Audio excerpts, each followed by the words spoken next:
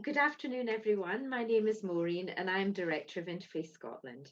It gives me great pleasure to welcome all of you to our Facebook Live event, The Climate Crisis Beyond Borders. This event is being held for Refugee Week 2021 and is part of our Beyond series, which looks at the climate crisis from many different angles.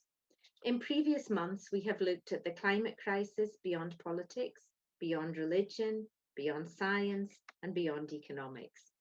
The series will continue monthly right up until November, when the COP26 Climate Summit will be coming to Glasgow. The purpose of calling a series the Beyond series is to demonstrate that the climate crisis is beyond anything humanity has ever faced, and that we need to face the challenges as a united humanity. United also across all the diverse facets of life: politics, religion, science, economics, and borders. Interfaith Scotland has made this year a year of climate action, and we hope that the action we take as an interfaith organisation will make a difference. Today we have three distinguished speakers: Professor Alison Phipps, who will be joining us shortly, Cornell Hanxomphou, and Ambassador Doreen Debrum. Each speaker will share their thoughts with us for 10 minutes, and then there will be time for a Q&A. Some questions have already been sent to us, and hopefully there will be additional questions via the chat function. It now gives me great pleasure to introduce our first speaker, Cornell. Cornell is an Edinburgh-based environmental climate scientist, a policy writer and community organiser. He currently is the Climate Change Officer with SEMVO Scotland and the coordinator of the Ethnic Minority Environmental Network, EMEN. Cornell has worked in the environmental and climate change sector in science, communication, as a consultant and as a public official. It really is a pleasure to have you with us, Cornell, and we're looking forward very much to what you have to share with us. Thank you, Maureen. And I'm just going to share my screen if you're able to give me permission.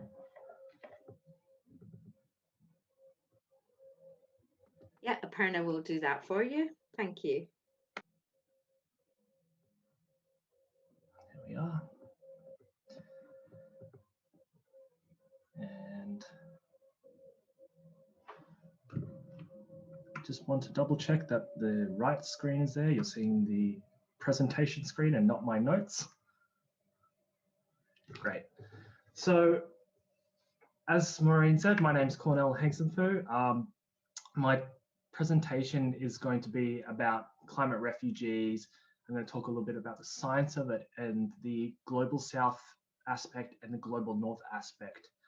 And the reason I talk about this is when we talk about climate change and we talk about the Paris Agreement, there was an agreement that we would lower emissions to make sure that the limiting of global warming would be to 2 degrees. But then there was also the contingent that we would try our best efforts to do it to 1.5 degrees. And the reason that 1.5 degrees was agreed to was because most of the countries in the global south are the most affected by climate change, yet they are the least, they contribute the least to climate change. The global north, of course, is the greatest contributors to climate change, but are less affected by us. And going into this next slide, we're looking at we can see the consequences of climate change and some of the aspects we will see over the coming years, and some of the aspects we've already seen to this day. And those will be impacts on biodiversity, extreme participation. So I've got extreme precipitation, temperature extremes, water availability, droughts, sea level rise, vector-borne diseases, food security, government instability. And we're going to look at that in the aspect of 1.5 degrees versus 2 degrees and why that is such an important difference. So I'm going to start off with biodiversity and ecosystems and talking about the loss of species and extinction. So the report that this graph is based on studied 105,000 species of insects, plants, and vertebrates. And that includes pollinating insects such as bees, hoverflies, blowflies that really support and maintain terrestrial productivity. It's including agriculture for human food consumption. And you can see there's a great difference between 1.5 degrees and 2 degrees. At 1.5 degrees, you'll see the geographic range of insects reduced by 50%. Only 6% of those 105,000 species surveyed will be affected. At 2 degrees, that jumps up to 18%. At a 1.5 degree world, plants will see 8% of plants will see their geographic range reduced by 50%. 2 degrees, it's 16%. And with vertebrates, you see it go from 4% double up to 8%. So it's a huge difference, that half a degree.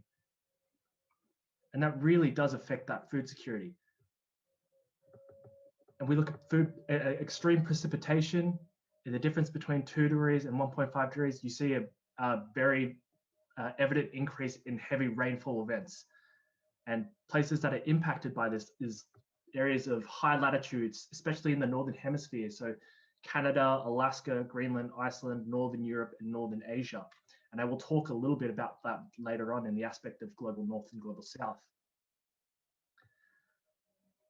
Temperature extremes at a 1.5 degree level, you'll see 14% of the global population experience one in 5 years an extreme heat event. At 2 degrees, this raises up to 37% of the population, a massive difference again. In terms of water availability, 50% fewer people on Earth may see increased climate change induced water stress by limiting global warming to 1.5 degrees. Again, massive numbers. Droughts, about 61 million more people in Earth's urban areas would be exposed to severe drought in a 2 degrees Celsius warmer world than compared to a 1.5 degree world. And the high impact areas of Southern Europe, Northern Africa, in the Northeast, Southern Africa, South America, and Australia. In terms of sea level, I won't get too much into it because it's so variable in so many different parts of the world. You can use this link if you have the time to look at it, but it basically will give you a map of the world and will show you what parts of the world will be submerged as sea level rises. And sea level will rise continually, even if we do tackle climate change, but it depends on what degree we tackle climate change to, that 1.5, that 2 degrees.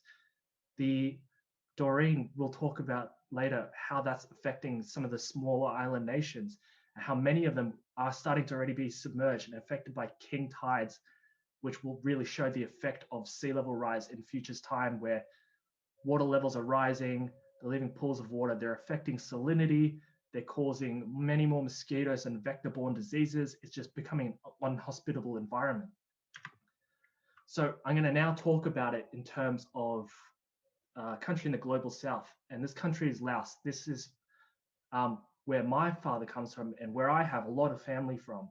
And you can see it's in the southeast of Asia, kind of in between Vietnam, Myanmar, Thailand, Cambodia, and China. It's a landlocked country, but this country receives a lot of cyclones. It's in that monsoon area, and cyclonic activity is already significant in Laos. You see it in the Philippines, you see it in Vietnam, and the intensity of these hazards are increasing. There are some significant concerns for the sustainability of natural resource management due to a reduction in precipitation, or at least the reliability of rainfall all across Southeast Asia. And this really has impacts. We have incredible droughts followed by flood events. I mean, my family grew up in a village just outside of 60 kilometers out of Vientiane, and they live on one of the main rivers. And most people in Laos live across these rivers because this is the lifeblood of how they run their communities, how they feed themselves, how they transport everything. And these floods are occurring more and more, displacing them. And you're seeing more and more refugees happen. And this is all across Southeast Asia. They're not well equipped. These are developing countries. Laos itself is one of the least developed countries in the UN. And as these more increase, they're going to struggle to develop. They're going to move around. you see more climate refugees being caused by this, by all these issues together. And then you see the issue of government instability coming into this. I mean, all these compounding issues really causes some strife within the socio-economic standing of these countries. But it's not just the global South countries. As you can tell probably from my accent, I grew up in Australia, a country in the global North, very affected by climate change. Unfortunately, the government is hardly even tackling the events. With climate change, you're seeing more fires, more drought, more flooding, and more intense cyclones. And the evidence of this happened within 1 month, all of those things. So the photo on the left is the city that I grew up in, the capital of Australia, which is called Canberra. The sky was completely covered in ash and clouds from the fires for weeks on end. That is it in a lighter aspect. It was red for a long period of time. People were having to wear masks long before the pandemic. And this is events that will happen more and more. On the photo on the right, you'll see a small girl from the South Coast, somewhere I also frequented, somewhere where I also grew up. She had to go out onto the ocean because her town was so in danger and was partly destroyed. The only safe place was the ocean. The place where she grew up, she's known her whole life, is now gone. This is a country that's well off, this is well developed, still very much affected. Climate refugees is an issue for everyone. Those fires, to give you some perspective, that's the area that affected Australia in terms of fires projected onto a map of England. That is the majority of England. Imagine half of the UK on fire. That sort of thing. Imagine all those people having to move. Australia is lucky enough that they have resources that they can rebuild. Countries in the global South are not so lucky. They can only rebuild so many times before they are forced to move. Some island nations can't rebuild. Their countries will be underwater. That's their whole cultures, their whole languages. That difference, again, between that 1.5 degrees and that 2 degrees is massive. And spoiler alert, we're not on track to meet those 2 degrees. This is another town in the south coast of Australia, somewhere I frequented. A quaint little town, little village, nice little shops, very colorful, very vibrant. Everyone knew it driving through. It was very much a hotspot. This is it after the fires. Completely destroyed. Barely a trace of any of the buildings left. And because of that fire, it really burnt out the scrub underneath it. And that causes floods. So weeks later, they're receiving floods. So really, again, this is a global North, this is a global South issue, but who's more well equipped? Of course, the global North. We've got to really listen to those countries in the global South that are suffering right now, that have suffered in the past. And there are more, it's projected by 2050, there's going to be about 1 billion people in the world. 1/7 of the current population will live in countries with insufficient infrastructure to withstand climate change by 2050.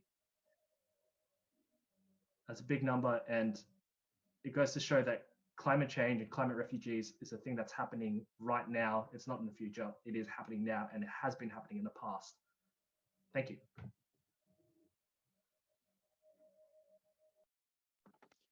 Thank you, Cornell, for really outlining just so acutely what the world is facing, and particularly the global South. And I'm sure there'll be plenty of questions when the time comes for the Q&A. So thanks very much. I'm delighted that Alison has been able to join us. So I'm just going to give a brief bio of Professor Alison Phipps is the UNESCO Chair in Refugee Integration through Languages and the Arts at the University of Glasgow and Professor of Languages and Intercultural Studies.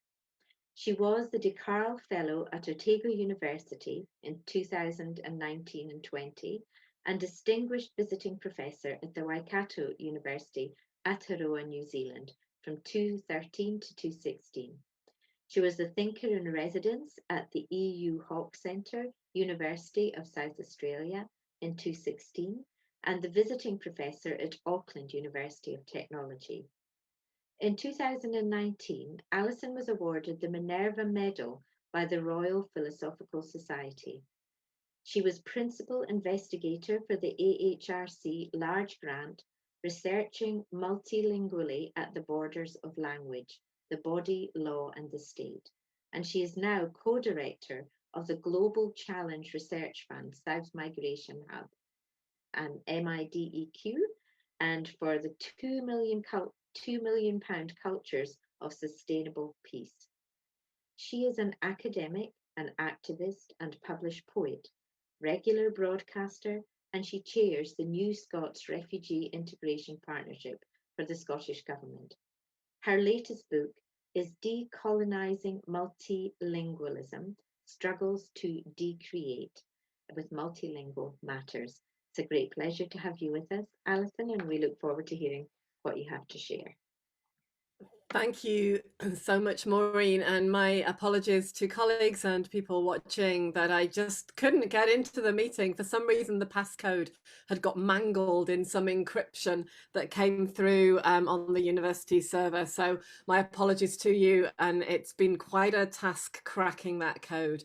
But it was lovely to come in and to hear the end of Cornell's discussion and presentation, and his real heartfelt plea for an understanding and for action around climate change, particularly in the context of those who are displaced, in the context of their land or their and the places where they've inhabited for many years being made uninhabitable due to the effects of the climate crisis. Just to say that this is Refugee Week at the moment, and it's a time when we're thinking very much about the situation of those who have been displaced by conflict and through persecution worldwide. The category of climate refugees is still a category legally that we are seeking to have recognised, and there is still quite a long struggle to go. But what's important to say when we're looking at the connection between climate chaos and the situation of those seeking sanctuary is that whilst the causal links are not direct, they are present. That it is very clear that when land becomes uninhabitable or when resources become scarce, people have to move and conflicts break out over resources. And that in a world where there is enough for all to share, we see once again that understanding that is held by the world's religions of what it means to share, of how to share, of following injunctions and commands to share, will be set aside time and again as people try and find a way to accrue more to themselves than is their due or is an equal share. So much of what we're talking about when we're looking at the climate crisis is what it means to live equitably. That the climate crisis is one of the many presenting issues around that deep structural question of how we live together in such a way that we might flourish one another. And the answers to those questions are ones at the moment that we are outsourcing, if you like, to science. We're hoping that the scientists will come up with answers to those questions, that they will come up with a technical fix that might give us more and more quickly and more rapidly. But actually within the faith communities, within the spiritual traditions of the world, what we find are other forms of wisdom that will embrace and can enable us to live well, both with enough, with the resources that we have, but also with what is an enduring condition within the human experience. And that is the need to withstand what, within my tradition, the Christian tradition, we call apocalypse. To withstand what it might mean to see life as we know it eradicated, and to see how we might live in the face of apocalypse.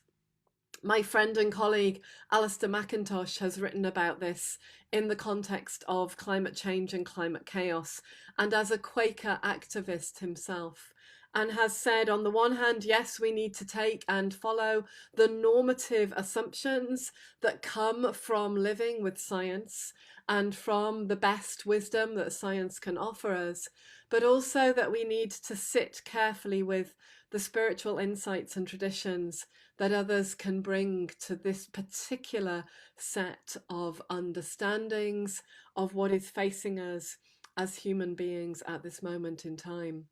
And so, whilst on the one hand, I fully agree with what Cornell has said about the fact that the infrastructure and the resources, the finances, and the scientific knowledge production is primarily located within the countries of the global north. It is also true that from my experience of living within communities of people seeking refuge from what are the effects of climate change and conflict over resources and of persecution caused by those conflicts over resources, that those who I experience as having what the scholar Bourdieu has called the habitus, the human ability to withstand degrees of suffering which are not regularly visited upon those of us within the global north at this level, that it is there that we might turn to understand what those spiritual and ontological existential dimensions are to the human soul that might allow us to withstand and survive this particular apocalypse that is visiting us right now. This isn't something to come in the future. This is something that is with us right now. Whilst I was living in Aotearoa, New Zealand, and as you could tell from Maureen's introduction there, I spent quite a lot of time in Aotearoa, New Zealand in recent years. I lived and worshipped with a base community in the part of Aotearoa, New Zealand, that will be the first area to go underwater as sea levels rise, and with a community that has taken the decision to stay and live through the experience with those who do not have the resource to move now, and to understand what it means to live in solidarity with the experience of floodwaters rising, the regular flooding of homes, the water table rising, the threat of water not being drinkable in that particular area of South Dunedin, what it means to live with those who are, of course, in the most impoverished communities, because the land that will be the first to be rendered uninhabitable is, of course, the land that is found in the most impoverished areas of the world. There is a direct relation and correlation between those aspects. Those areas of Bangladesh at the moment that we see, those areas of the Pacific Island that we see being rendered uninhabitable, being placed in a situation where their own existential life is at risk. Those areas of desertification and drought that are presently also experiencing war and conflict and persecution. There are many members of my own family at this present moment who are caught up in what will be declared to be a famine and a genocide in the region of Tigray and Eritrea, where war has broken out, war over resources and ideology, led by the Ethiopian government and by the Eritrean government. Where, with the help of United Nations and Human Rights Watch monitors, we may eventually be able to come to a position of declaring that what is happening in that region is now a level 5 famine, exacerbated by the presence of plagues of locusts decimating the crops. Where war and conflict mean that fields cannot be ploughed and crops cannot be sown.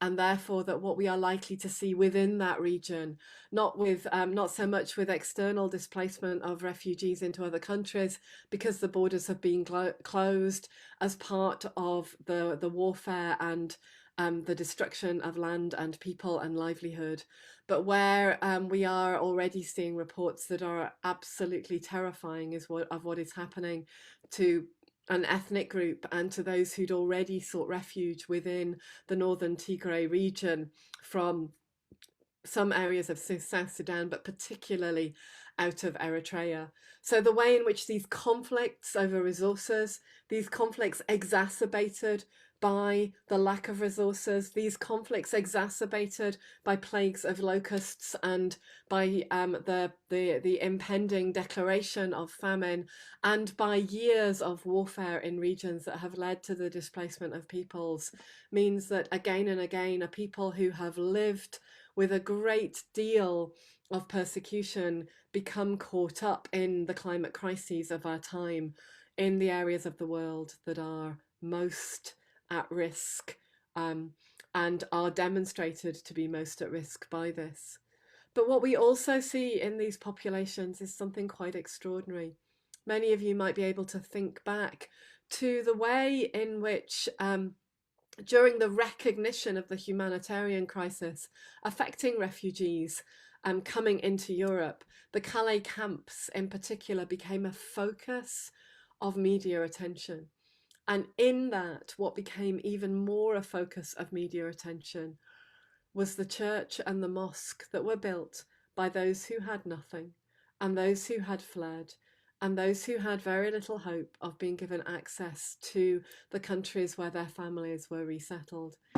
And that they built these mosques and this church out of tarpaulin and plastic and decorated them to make them beautiful, to make them honouring to their gods, to make them places of refuge and of sanctuary, within a climate and an environment that was destroyed and was being destroyed. My own visit to that place as part of the Home Affairs Select Committee for the United Kingdom, with members of the Parliament and with witness-bearing experts who were specialists in trauma and in documenting the violation of human rights.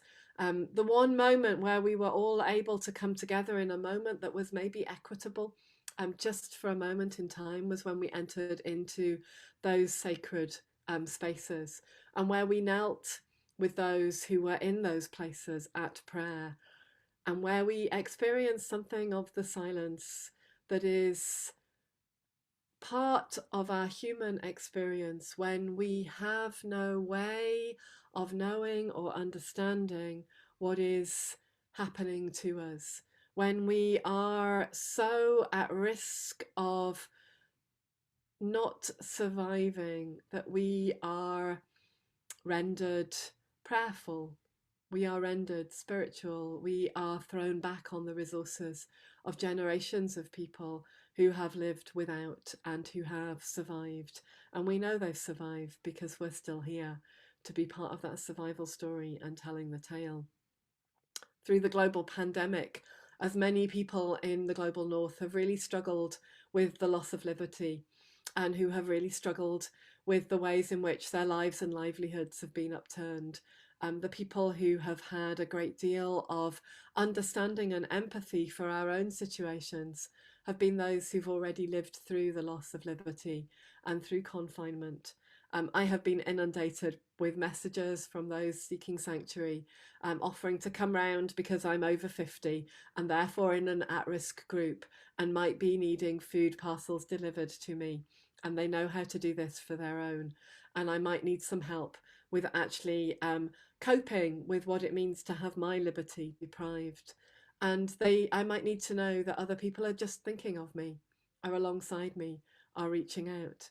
And this, my phone, this has been a lifeline of love, a lifeline of possibility, and a lifeline of hope as I have experienced that apocalypse within my own work and within my own family in the ways that I've been describing. It's also really important to note the politics of this. I'm speaking at a moment when the United Kingdom has cut its aid budget from 0.7% to 0.5%, and that is having devastating effects across the partners in low to middle income countries that are normally recipients of overseas development assistance from the UK Parliament. My own programmes, which constitute £24 million worth of overseas development assistance to research the effects on women and girls and on institutions that are affected by war and conflict caused in many cases by crisis and by climate crisis in particular, have been severely affected. They have been cut by 70%. And we have had to do two things. One, we've had to mobilise a campaign that would work right across the United Kingdom in all of the constituencies of all of our representatives to ask that people join us and to ask that the Parliament votes to uphold the UK's commitment to tackling climate crisis and to offering sanctuary to those who are fleeing persecution caused by those deep-rooted conflicts over resources. We've had to remind the UK government of its own priorities and commitments to climate crisis, and particularly to the protection of women and girls in that scenario. Again, another priority of the UK government, and yet in my own programme that is working to protect women and girls in conflict zones in Mexico, in Morocco, in Ghana, in the Gaza Strip, in the occupied territories of Palestine, those seeking asylum in the United Kingdom and those in Zimbabwe. We see that our partners' work has been cut by 80%, is now literally a bleeding stump of what it was. That the money that we were going to be able to give in a very carefully designed and devised programme to support those who've been displaced, particularly women and girls, to be able to articulate and find a future within cultural institutions is no longer. And that we must grieve and mourn that as a leader in this field, I am once again thrown back on the resources of my own faith tradition, those of lamentation and those of prophetic protest, those which sit and reside and have always sat and resided within exiled communities who have experienced persecution and who have been displaced from their land and from their livelihoods, particularly here thinking of my brothers and sisters within the Jewish diaspora, with all that the Holocaust meant to them, with all the ways in which the Sabbath was kept in exile, where the candles were lit and where shalom was said. Thinking of all the ways now in which Orthodox Eritrean communities still try and celebrate Easter at the time when it is established within the Orthodox calendar and not the Roman calendar. And thinking of the ways in which we've been invited one another into those acts of defiance and acts of resilience. The climate crisis is very real. It's a very large part of our work. It's a very visceral experience for those seeking asylum. Those sea levels that are rising are also the seas that people will take to try and cross over oceans and seas into safety and sanctuary. In 2013, over 380 people drowned as a vessel sank off Lampedusa in the very seas that are rising in the Mediterranean. My own family members drowned in that particular crossing, that crossing caused by climate crisis and by the greed of men leading countries to accrue wealth to themselves and taking it from future generations, particularly women and girls. In those seas, one of the Eritreans who died, number 288 and 289 of those bodies identified by divers were those of an Eritrean woman aged 20 and her son still attached to her body by an umbilical cord. She gave birth while drowning. She gave birth while drowning. Posthumously, she was granted refugee status by the Italian government. I can think of no better symbol, sign, and memorial of what it means to struggle and hold those journeys of faith and hope than the monuments and memorials and paintings that have been made commemorating number 288 and number 289. And I'd particularly commend to you the beautiful work of Michael Adonai, an Eritrean artist working in Melbourne, who has painted his own contemporary icons of her body attached to the body of her child.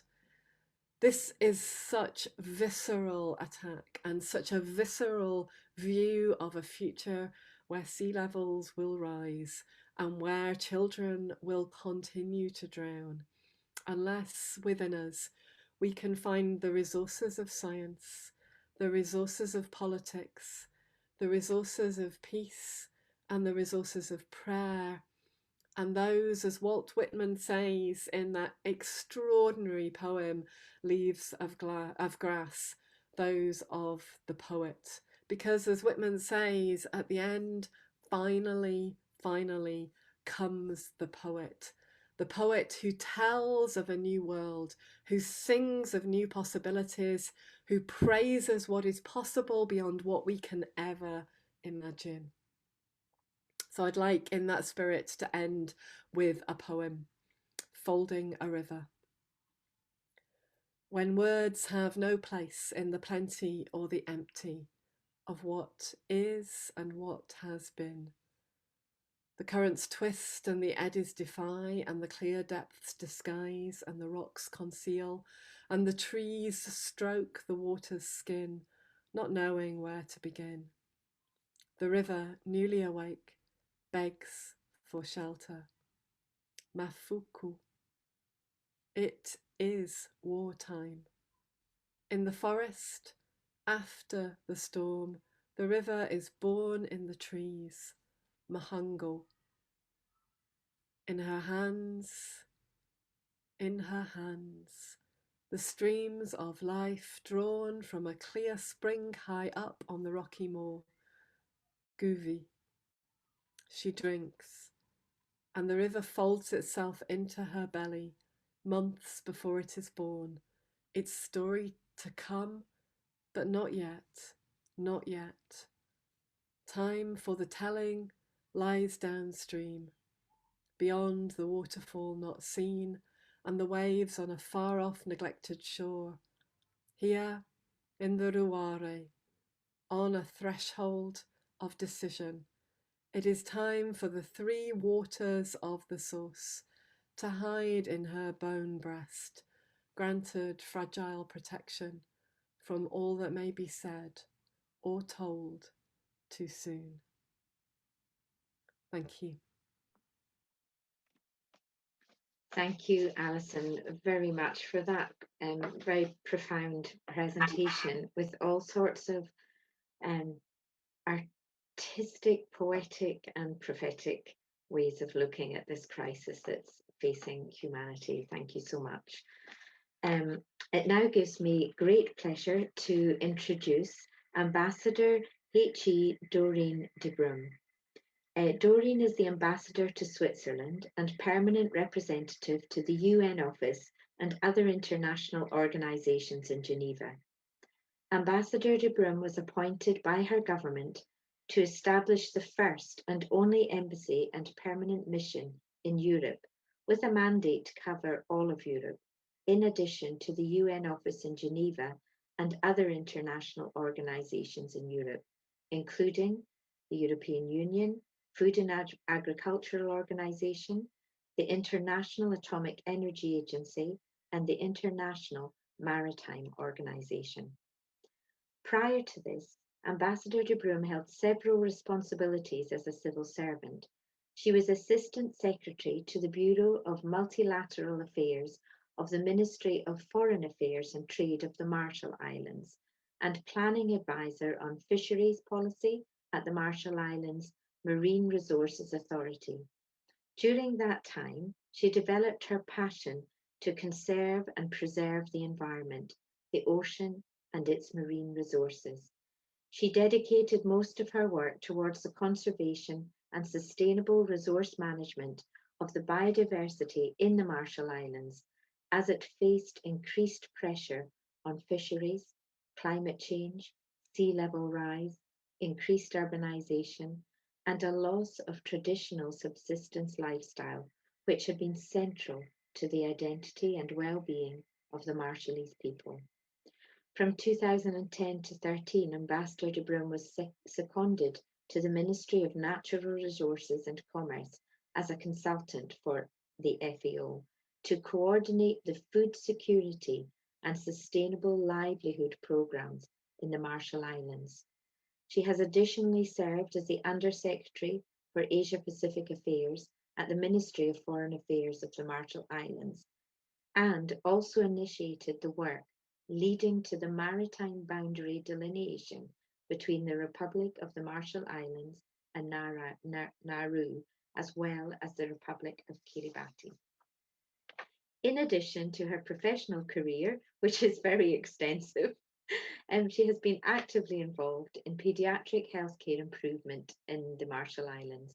In 2017, she established NITO's Butterflies Foundation, which aims to ensure adequate and proper diagnosis and treatment for children, and to bring about improvements that facilitate simplified access to better health care and training necessary for children's treatment. It's a great honour for us to have you here with us, Ambassador Debrum, and I know that perhaps some of the very first environmental refugees came from your part of the world. So please, over to you. We're looking forward very much to hearing what you have to say.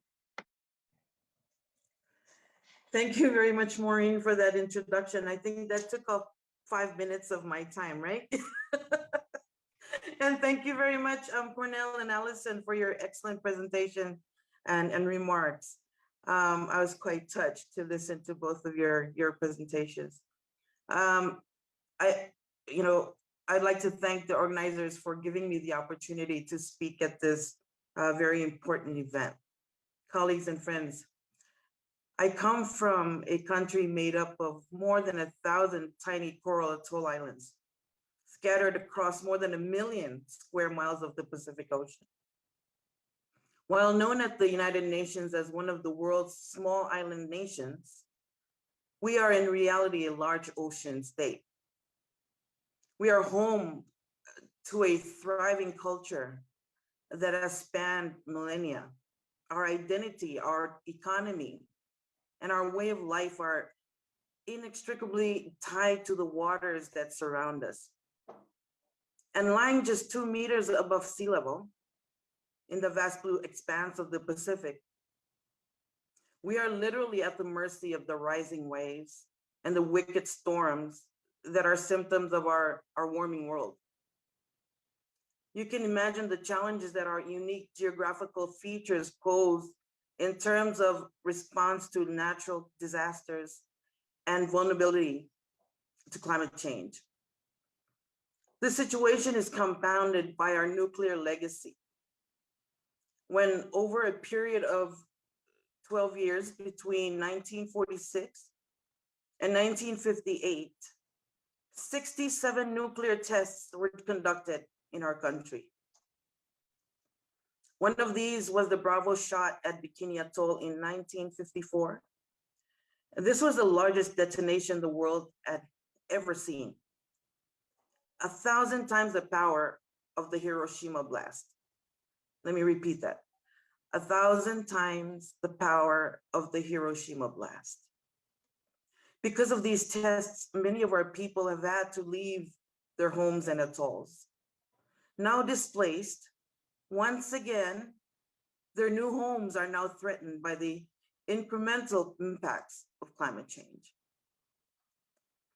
In 2012, the UN Special Rapporteur on Human Rights and Toxic Wastes conducted a visit to the Marshall Islands, and he concluded that the nuclear testings resulted in acute and long-term health complications to our people, as well as near irreversible environmental contamination. To the people from these atolls, this meant the loss of their ancestral lands, indefinite displacement, and the loss of livelihoods. We could not stop the tests, but we hope to mitigate their consequences today. My country and my people survived that devastation. But the way things are heading today, we may not survive climate change. Like other countries, we are finalizing our national adaptation plan to climate change. To us, this is our national survival plan. Because climate change threatens our very right to self-determination. Our economic, social, and cultural rights, the habitability of our islands are at risk. And by adapting and building resilience, we are protecting the fundamental right of the Marshallese people to determine our future. The future is our responsibility, but eventually we know we will pass it on to our children in whatever form we leave it. Therefore, the key drivers are our youth.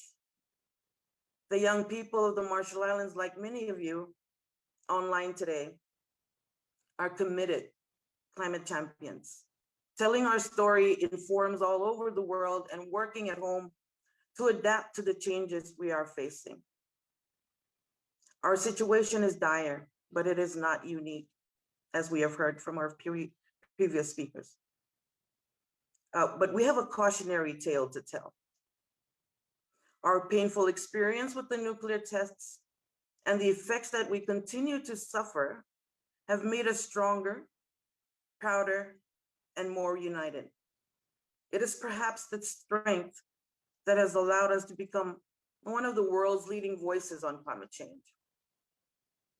Our people have felt the impacts of climate change firsthand, with rising sea levels corroding our coasts and causing saltwater intrusion into our freshwater reserves, increased droughts, the mounting force of storms challenging our capability to pursue our economic, social, and cultural development. This is ultimately threatening our ability to maintain our political status while sustaining regional security on our islands. With over 5% of our population internally displaced, the issue remains underreported. Gaps remain in terms of monitoring, normative framework development, and most critically, despite the Marshallese call for international recognition of our internal relocation and threat of sea level rise, humanitarian assistance and support remain limited, if not non-existent. Climate change is a security challenge and demands international cooperation and global solidarity of the highest order. It is simply a matter of the states of the world acting rationally to ensure the most basic, most essential characteristics of sovereignty, national security, and survival. This is how the High Ambition Coalition was created, a group of countries from Global South and Global North that made it possible to include the 1.5 degrees Celsius limit in the final adopted text of the Paris Agreement. We believe that the time for climate action was yesterday. With this being the year of the COP and the finalization and adoption of the Paris Rulebook expected to take place in Glasgow in November, time is now. And above and beyond all our efforts, some of you may have heard about our initiative to champion a carbon levy on shipping at the International Maritime Organization, which continues to be a heavily debated issue. Achieving this outcome will require some deft and delicate diplomacy and some audacious ambitions. But we are small, but we are up for it. It is against this backdrop that we've taken bold steps further to raise higher climate ambitions at the Human Rights Council here in Geneva. It is our staunch position that the creation of a new special procedures mandate holder in the form of a special rapporteur on human rights and climate change will allow for concrete action to be taken and robust scrutiny and monitoring to be in place when addressing the adverse impacts of climate change from a human rights angle. We're suffering the results of climate change and of the nuclear legacy. And we have had nothing to do with either. The world is still off track to deliver safe levels of emission. We must commit to do more. We must not stop until global emissions are at levels which assure our survival, because it cannot, I repeat, it cannot and will not be that our people will ever again bear such global burdens. For us and many of our youth, we work to address the plight of all affected peoples. We work to address the plight of all affected peoples, continue with renewed determination. We owe it to our nuclear victims and to our nuclear survivors.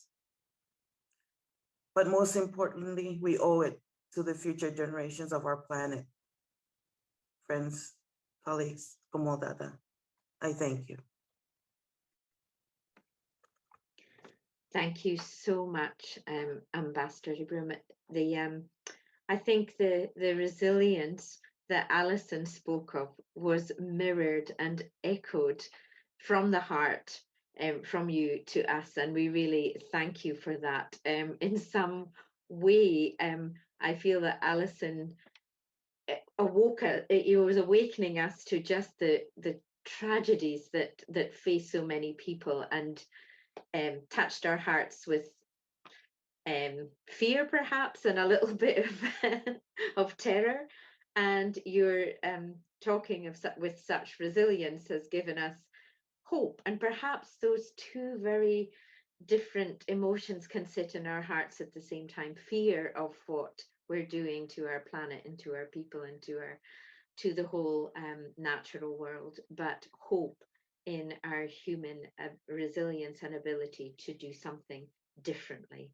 And the words that you used about everyone working together, all the nations of the earth working in solidarity, really resonated very, very strongly, I'm sure, with everyone listening today. We did receive some questions. We still have time for a Q&A, and we'll probably go over by 5 or 10 minutes, because all of your presentations were so fantastic that there was no ringing of a bell to keep it to the 10 minutes, because they were just so great. So we'll go over by a few minutes if for all those listening.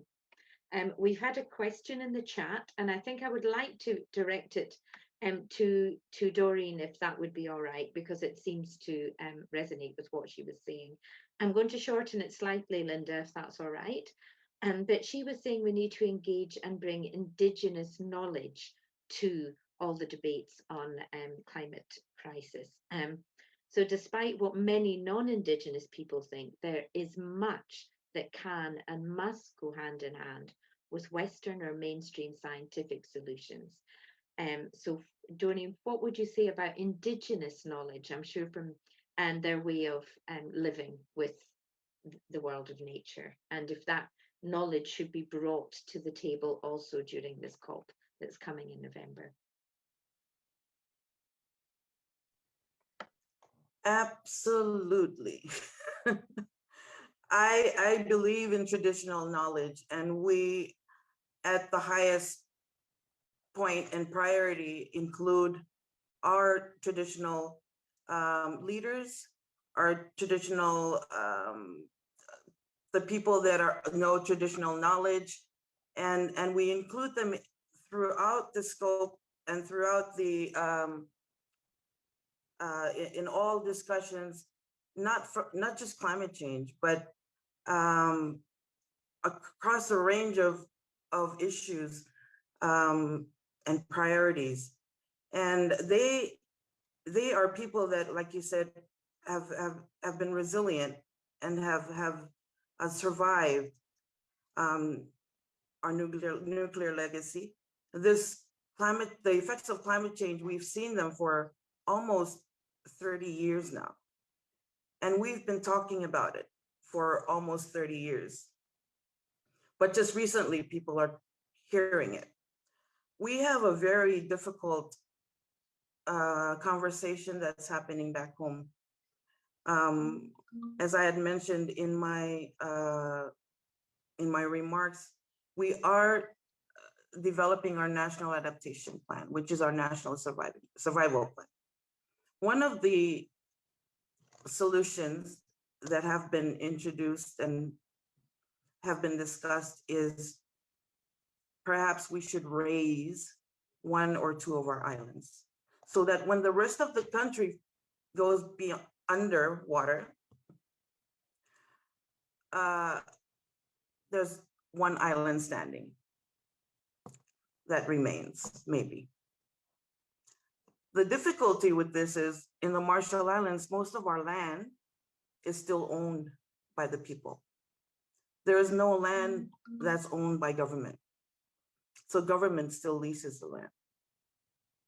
And the difficulty of this conversation is, so which island will we save? Which island will we include in that national adaptation plan to be the lone island standing when we all go underwater?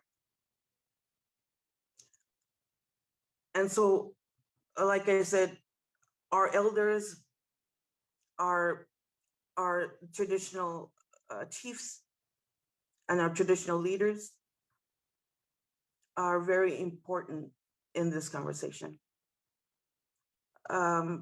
Indigenous voices matter, and they must be included in all conversation across the board.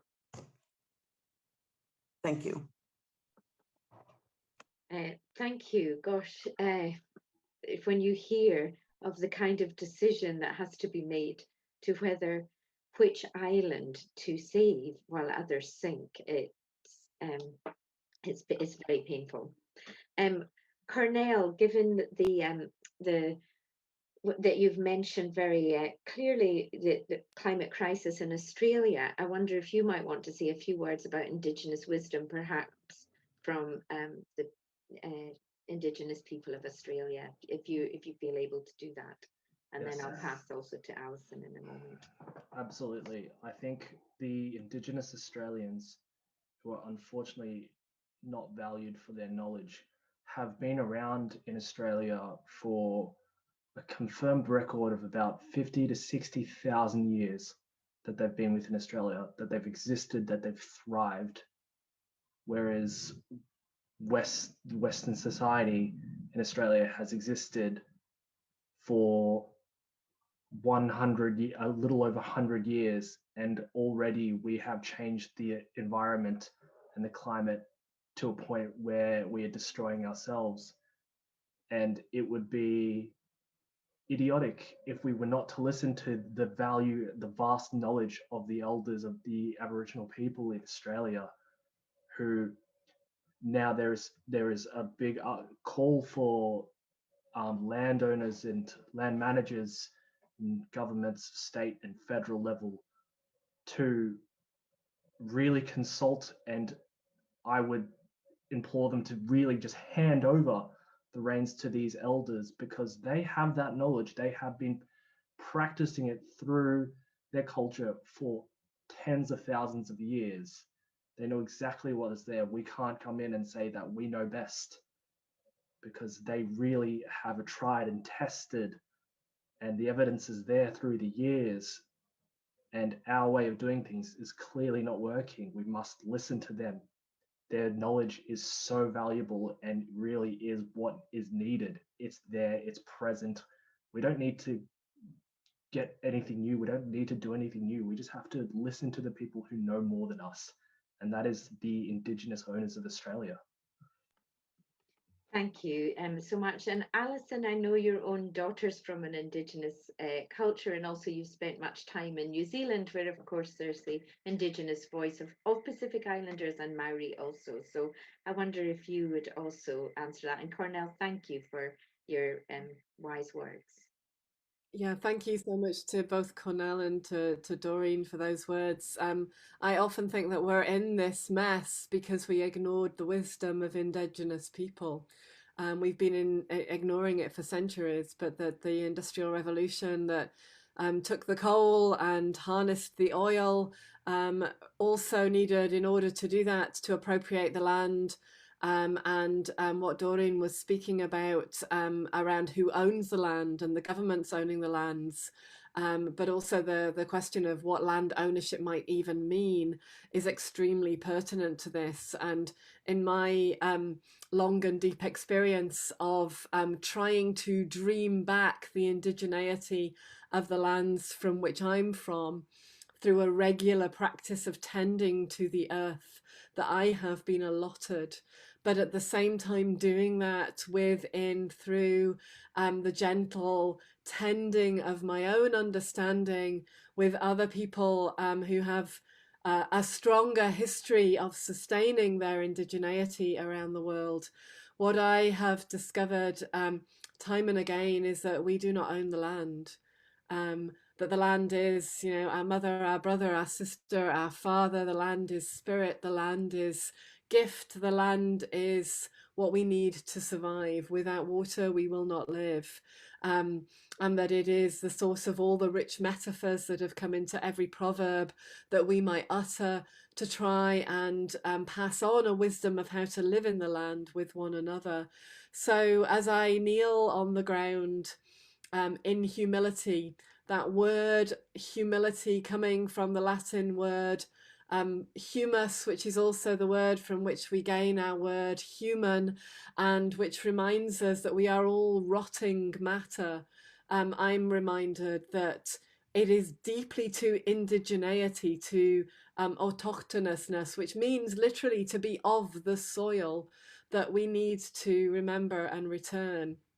And that it is in that deep wisdom that is strong and has been courageously and defiantly maintained in cultures around the world, including some of our own within the United Kingdom, that we might find a way of listening again and learning that wisdom.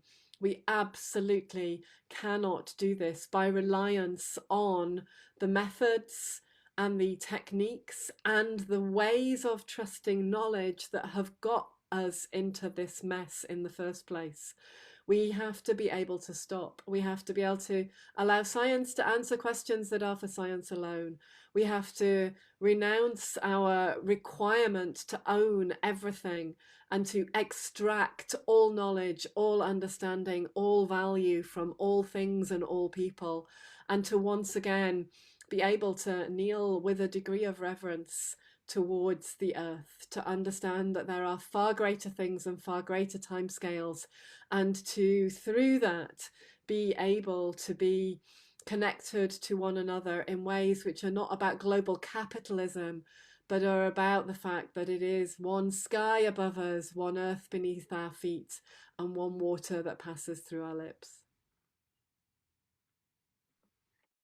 Thank you. We do have a number of other questions, but my temptation is to finish here, because I think what has been said about Indigenous knowledge and all that you have shared about the suffering of the planet and the planet's peoples, I think is enough. And it takes me right back to a couple of years ago when we held a conference, a climate conference, and it was about the Indigenous and interfaith approach to the climate crisis. And we had the former head of state, His Highness Tupua Tamasese, speak at our conference, along with many others. And the title of the conference, and it was one that came from the Indigenous people themselves, was "The Breath We Share." And it was so profound, really. And we're, it was just such a moving event, as has this Facebook Live event been. So I think I would like to end here to thank you all so much. And for those whose questions I didn't ask, I hope that you have still found this a very engaging event. And I thank you, Linda, for what turned out to be the key question today, because I think it was what was in all of our hearts. What other wisdom do we need to really help us to challenge this crisis and to deal with it? So thank the three panelists, Cornell, Doreen and Alison, so much. and we look forward to further collaboration with you in the future. Thank you. Thank you very much. Thank you. Thank you so much.